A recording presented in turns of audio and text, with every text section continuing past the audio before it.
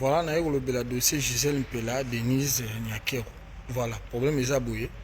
Faut que Gisèle na fati béton, ba bota tant fati à la présidente. Donc tant que ba boti na fati,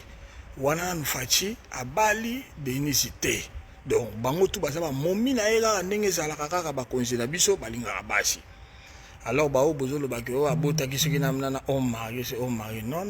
facha ça on mari te babala ni katanga ko président lobby awa donc avant wana ano vivre na bango tout en égalité. Alors yo mtalolombo o ba pesi yo mbongo ale lo wa kongolo pour na mbongo kufa so juma 1000 moko boyo zo mona net bando ya pe poto simba 1000 on zo mona net kako bo mandeko na yo ligolo ka 1000 wana ale bozo loba biloba que aza jonaye ya depuis ba galère pekutu donc depuis ba présidence ou te ba galère bazana yango est-ce que bino bebite que Gisèle aza mo na Bruxelles fati pa mo na Bruxelles bazala depuis Nyakero mo na Angleterre na London ba joye na London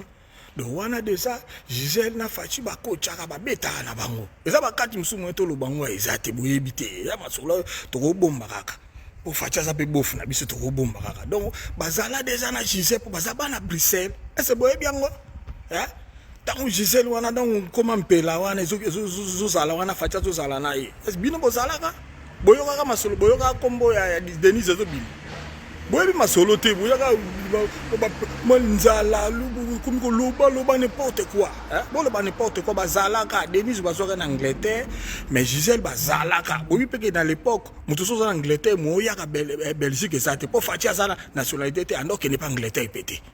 ozomona boye bango eza bakati moi to lo bango eza te donc bango na Gisèle fatina Gisèle bazala na bango passé baza bana mboka moko fati bino kati soki Gisèle fatia zale mobali na ete aoya na kini wana pona réclamer landa non aza mobali na ye ya bagale bazala na ye yango tango pe mobali makambo ye Gisèle aza na droit aya na mboka ya bakoko na ye a réclamer pe ba droit na ye hein parce que mobutu wana bazaki na basi belé to mona esika mote ma bobila da luka basa mobuta boma bango to kabila na salaki na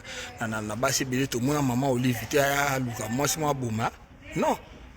alors information ka olobaka ke donc mama Denise yo oluko boma ndeko na yo kaka to loba likolo ka bloka mokeli yo kati soki azawa na vani na kini wana tasu bomengo nde ya mwana nde likolo na sekwe mama eza obosambela kati eza biloka mokili yo kotika ngo enju oboma ndeko na yo te pona kaka